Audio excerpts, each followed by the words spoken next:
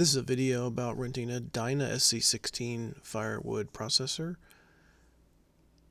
These two piles that I'm showing you there are piles that we'll get to after we finish the first pile here. The first pile is a little older. You can see the processor. We can handle, I think, around 20-foot logs and up to 22 inches in diameter. You see the trough there with a chain that pulls the log down to the saw blade, and then the deck has chains that pull the logs into the trough.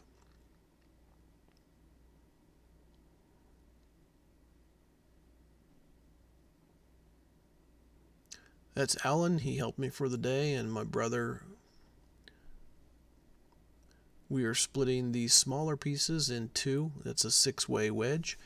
You can split into 2, 4, or 6 pieces depending on how you adjust the wedge up and down.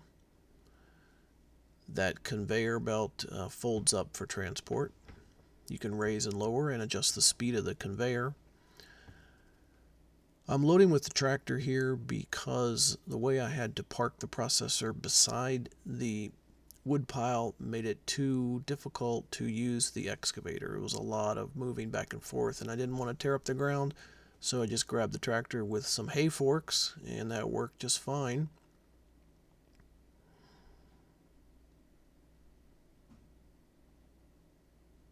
I also used the tractor with a 3-point hitch, 2 5/16 ball to move the processor from pile to pile.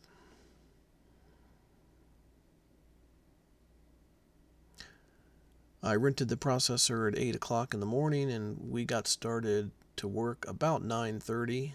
Period of time it took to set up was maybe 10-15 minutes.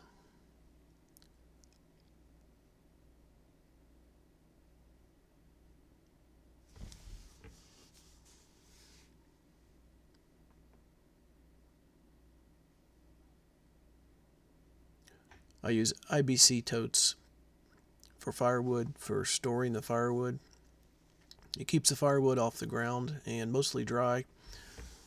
These are 275-gallon totes, and I just cut the bladder in half and flip it over, make a roof of sorts.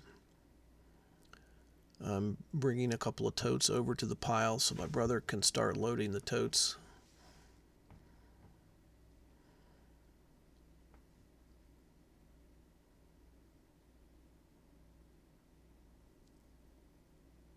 I think one tote holds close to half a cord of wood, but I have not measured it. A cord is 4 feet by 4 feet by 8 feet of stacked wood. These totes, because we stack wood all the way to the top of the little plastic roof, and because we fill the middle, they're stacked pretty tight inside there, and I believe it's very close to half a cord.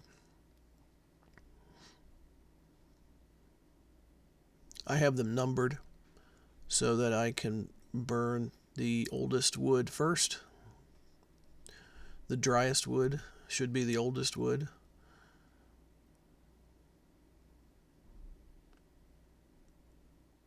I'm using the skid steer with pallet forks to place these totes.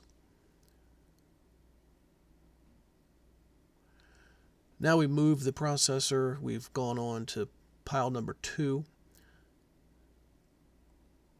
using the excavator.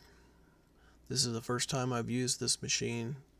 I recently acquired it, and so I'm a bit clunky with the controls.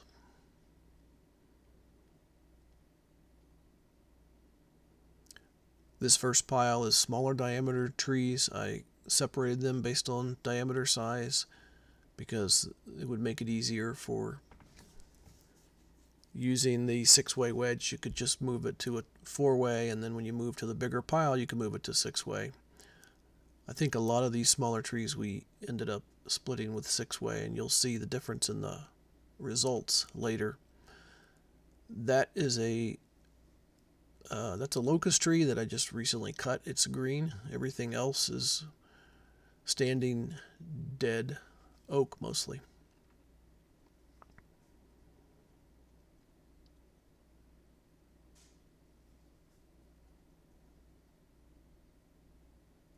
These trees came out of the hardwoods you see there in the background. We've had a lot of oak tree death. Both the red and white oaks have been dying. I got a little greedy on these two. They're too long. I cut the big butt end off of that one, and then the other one I just cut a 10-foot piece off, and that's the piece right there.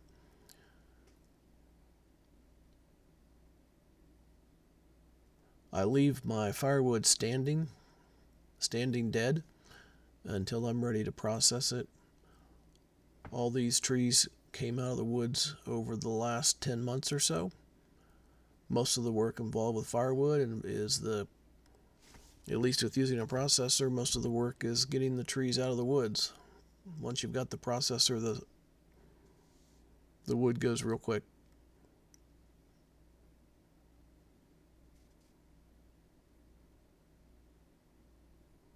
I'm being very careful. Being new to the excavator, I do not want to damage this processor. There's a view of the setup. We're on the second pile there, larger diameter logs. Alan is about to cut his last piece and needs to get reloaded there. My brother's in the background loading up IBC totes. So there's the first one of the larger diameter logs going on.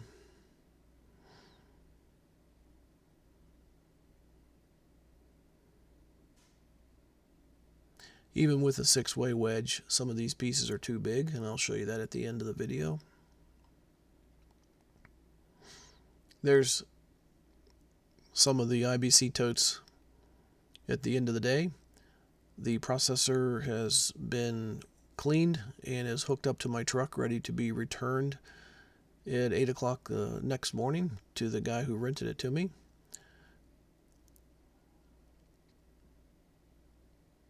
Still have a few empty IBC totes that will fill from the 2 piles that you see here in the distance.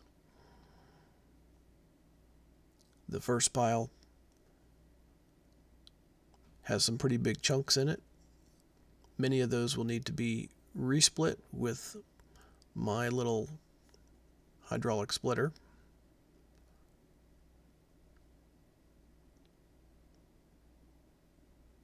And the other pile has a lot of small pieces, some kindling pieces. You can see the difference in the size. I think these were cut with a 6-way splitter.